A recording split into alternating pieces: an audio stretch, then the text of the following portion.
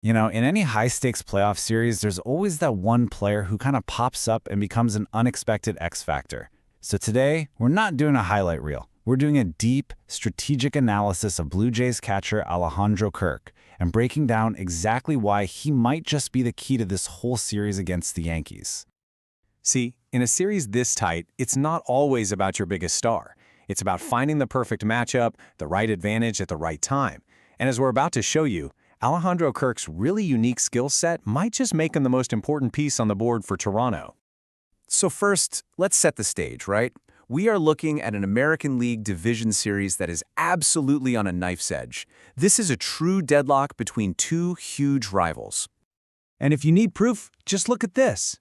Both of these teams came into the postseason with the exact same record, 94 wins, 68 losses.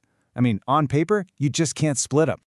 And Game 1, well, it was a perfect example of that tension, a classic pitcher's duel. The Blue Jays just managed to scrape by 2-0, taking this razor-thin lead in the series.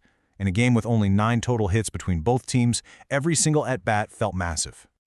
Okay, so in a game where runs were that hard to come by, let's zoom in on Kirk's specific impact. Because when the pressure was cranked all the way up, he was the guy who delivered. I mean, this headline really says it all. In a game completely defined by pitching, where scoring seemed almost impossible, Kirk came through with this huge jolt of offense that turned out to be the difference maker. And we're not talking about some cheap shot either. This thing traveled 392 feet back in the second inning, and it pushed the lead to 2-0. In a game that ended with that exact score, his home run wasn't just a nice bonus. It was literally everything. All right, so he comes up huge in Game 1. But what does that mean for Game 2? How are the experts in the betting markets looking at him now? This is where we can get a really interesting analytical view of what people expect from him. To do that, we look at something called a player prop bet. And don't worry, it's actually really simple. Instead of betting on who wins the game, you're just betting on whether a single player will go over or under a specific stat, like, say, how many hits they'll get. So for Kirk's next game, the market has set his line for hits at 1. That's the baseline. The experts are basically saying the most likely outcome is that he gets at least 1 hit. That's the benchmark for a good day at the plate. But here is where it gets more interesting.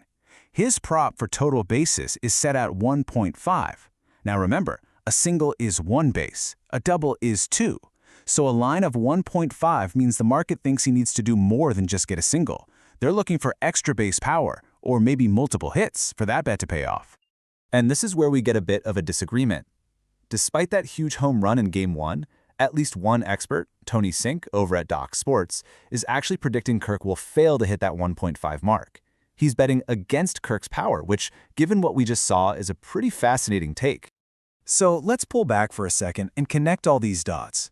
Why is a player with this specific profile such a potential game changer, especially against this Yankees team?